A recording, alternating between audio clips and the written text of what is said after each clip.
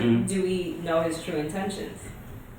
Maybe he's doing this because he needs to represent our community in a different light, and he knows that the NFL has access to that, and him being the owner, and him. I mean, I'm just throwing this out here. I don't know. You know, I'm just saying that. I'm not like a big Jay-Z fan where I'm like, I'm gonna take up for him, but I'm just saying, like, was he easily bought out, or was he? Yeah. Okay. Yeah, I'm gonna be in this, and I'm to transform from within. You need a certain level of clout, power, and cachet. Exactly. Right, but at the same, these 32 owners who are the boss of said NFL commissioner, and Jay, whatever team Jay is now part owner of, we don't even know said team. I'm sorry, but a newbie coming into this conglomerate that is the NFL is not going to all of a sudden have much more power than all these established wasp owners. But it's better than nothing, though. That's the start. So if you look at it percentage wise, let's say percentage shares of owning something, right? So the majority basically has the final say in everything. Yeah. What are they going to allow this person to do that only has part ownership of a certain team? What does that really amount to? Well, how much change can come from that? If you don't know, however, and I actually am not a fan of Jay-Z. I couldn't care less about Jay-Z. But I know. I don't know. Yeah. Songs, but I couldn't care less.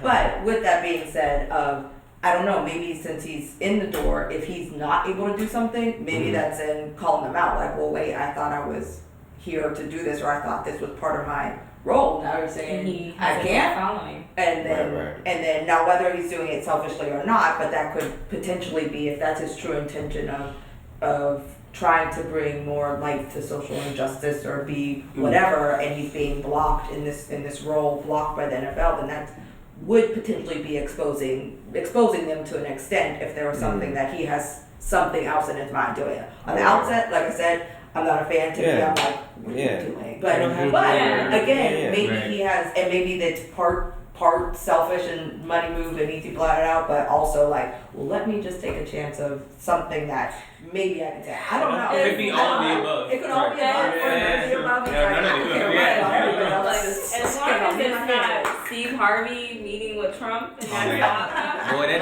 beard, like, so look, wait, there's cameras here?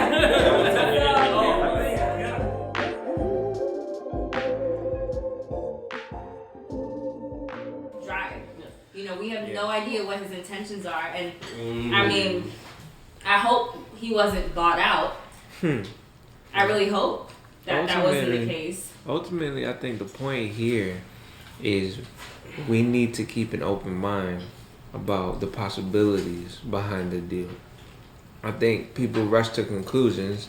Kim, you're speaking on that point as far as this social media. Everybody's in this rush with instant gratification to make, especially to write their opinion. Just like you were saying about the reviews. Everybody wants to write a review now on Jay-Z doing a deal with the NFL. We don't know much of the details. Yeah. So at the end of the day, I think who cares if you're a Jay-Z fan or not? Like, it doesn't matter. You don't have to be. I think the point is open-mindedness about what's going on behind closed doors that we know nothing about. Yeah. With that being said, we can also look at the track record of Jay-Z, who's consistently been an advocate for his black peers in the music industry. 21 Savage had legal problems earlier this year with ICE. He paid for lawyers. Meek Mill, he's done business deals with Meek Mill. You know what I mean? There's so many case in points where Jay-Z has been an advocate for black people, period. And now it's like... So it's more so a case of wait and see.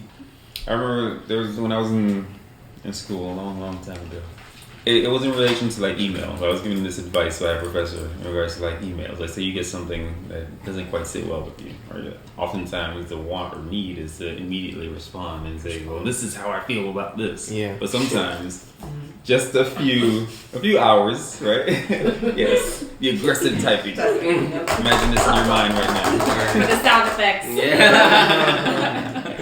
So in that immediate time frame, sometimes we may say, act, or do things that probably Won't help you. aren't healthy or Story of my the life. wisest choices. But if you give yourself time to come down from that immediacy, sleep it over, etc., you Give can it a come day. back Sleep it to over, said topic a snooze. bit more refreshed and think about it, view it from a different aspect, and that may even switch your overall outlook on said event, occurrence, whatever.